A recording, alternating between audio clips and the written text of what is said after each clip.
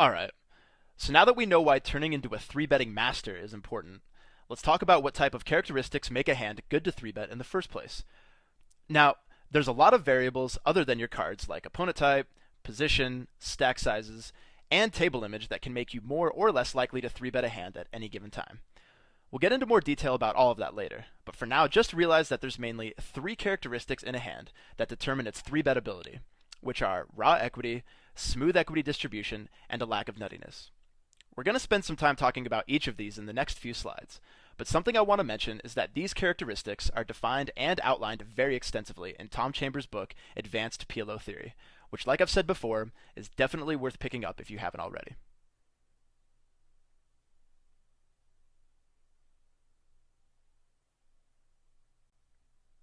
Alright, the first characteristic that we're looking for in a hand is its raw equity, which is basically an indicator of a hand's flop strength versus all of the other hands in play. Put more simply, hands that generally have a lot of raw equity are the big suited and double suited pairs in Broadway cards. Now, remember how we said in lesson 2 that the main thing we're looking for when the SPR drops is to dominate our opponent's stack-off ranges?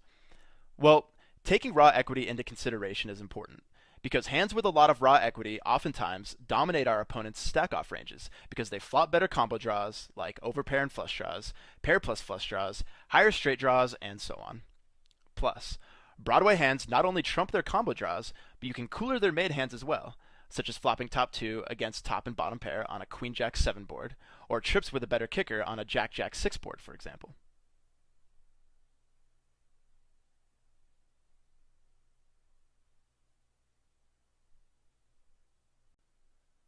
Next, the second, and arguably the most important characteristic to consider when 3-betting any given hand, is how smooth its equity distribution is. Now, this makes a lot of sense, because if you remember from lesson 2, we said that the SPR in 3-bet pots generally hovers around anywhere from 2 to 5, depending on the number of opponents and stack sizes.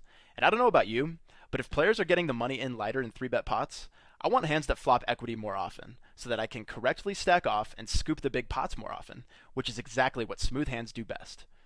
Also, selecting hands with a smoother equity distribution gives us more options on later streets in 2 different ways. First, when we 3-bet in position, if we decide to check back the flop, smooth hands give us a chance to pick up equity on the turn a higher percentage of the time. This is something that more polarized hands won't give you the chance to do, so it shouldn't surprise you that the polarized hands we referred to many times, like dry and weak single-suited kings, won't be recommended for 3-betting when we discuss hand selection later on. Second, for similar reasons, 3-betting with smooth hands provides you with more profitable barreling opportunities on later streets.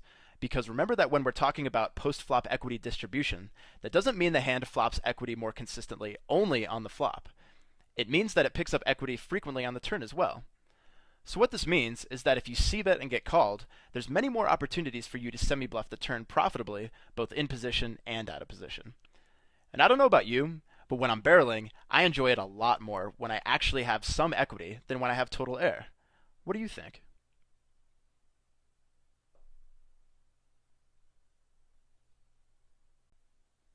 The third characteristic that influences the 3-bet ability of a hand is a lack of nuttiness. Now, before we go any further, I want to be clear about something because it's very important. Nuttiness is definitely not a bad thing, and there's plenty of nutty hands that are good to 3-bet.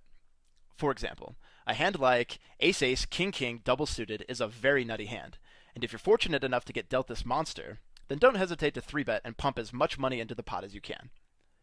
The reason why lack of nuttiness impacts the 3-bet ability of a hand is because nuttiness matters less in heads-up pots.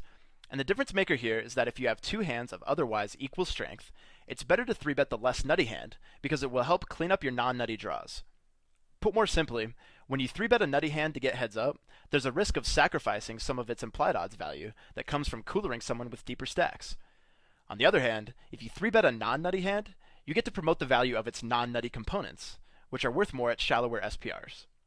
We're going to talk about this in more detail shortly, but for now just realize that in PLO, there's a lot of times where you have a situation where your hand should either be 3-bet or folded, and most of the time, this is due to a hand's lack of nuttiness. Hey, what's going on, guys? Casino Crime here. Now, if you like this video and you want more, then go ahead and click the subscribe button below right now.